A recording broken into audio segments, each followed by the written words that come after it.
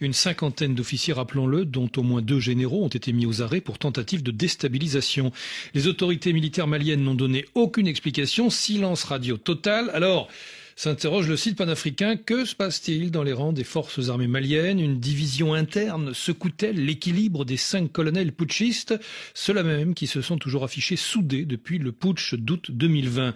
En fait, affirme Jeune Afrique, tout serait parti d'une réunion dans la nuit du 25 au 26 juillet dernier au camp militaire de Kati entre une dizaine de hauts gradés et le chef de la junte. Réunion au cours de laquelle la générale de brigade Nema Sagara ainsi que le général Abbas Dembélé et d'autres officiers auraient contesté certains choix stratégiques pris par la junte. Oui, il se serait plaint auprès d'Assimi Goïta du manque de reconnaissance envers les soldats tombés sur le champ de bataille, qui ne reçoivent pas les honneurs nationaux et dont la mort est passée sous silence.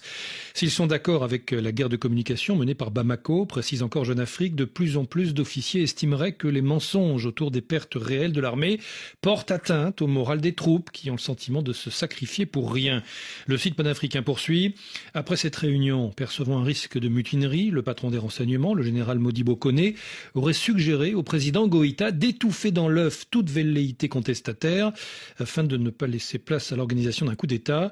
Le président, conscient du risque, aurait alors déclenché quelques jours plus tard cette purge préventive dans les rangs des officiers critiques en concentrant ses efforts sur l'entourage des généraux Ségara et Dembélé. Il faut dire aussi, rajoute Jeune Afrique, que depuis plusieurs mois déjà une certaine fébrilité parcourt les rangs de l'armée malienne. Oui, promu président de la République par une loi qu'il a lui-même promulguée le 10 juillet dernier, lui conférant un mandat de 5 ans renouvelable, autant de fois que nécessaire et sans élection.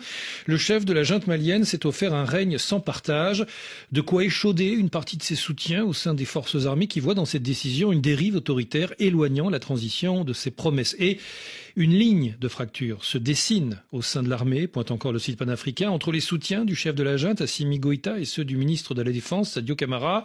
Ces derniers mois, le fossé apparemment s'est considérablement creusé entre les deux hommes, au point qu'ils ne se consultent presque plus, alors que certains le surnommaient le président bis, ou encore le cerveau de la transition. Le pouvoir de Sadio Camara s'est réduit à mesure que la transition avançait. À lire également, cette fois dans Le Point Afrique, cette enquête sur le dernier monarque absolu du continent. Le roi Mswati III, qui règne sans partage sur l'Eswatini, l'ex-Swaziland, petit pays enclavé en Afrique du Sud. Les sujets ont pour ordre de vénérer leur roi, assimilé à un dieu vivant, écrit Le Point Afrique, et d'oublier leur malheur, pourtant accablant. 60% de la population, en effet, vit en dessous du seuil de pauvreté, autrement dit avec moins de $2 par jour. Le chômage des jeunes dépasse les 45%, l'un des taux les plus élevés d'Afrique australe. Et le sida frappe 27% des adultes, le taux le plus élevé au monde. Et pendant ce temps, le roi Mswati III mène grand train en poursuivant